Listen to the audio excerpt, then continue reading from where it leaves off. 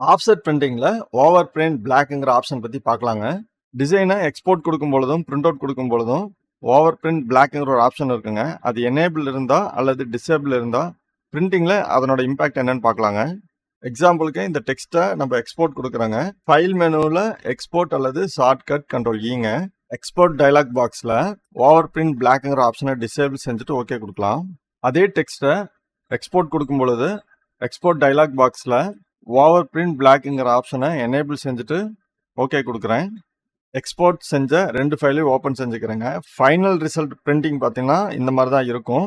ஆனால் ஒவ்வொரு plate printing அடிக்கும் பொழுது அதனோட இம்பாக்ட் எப்படி இருக்குன்னு பார்க்கலாங்க.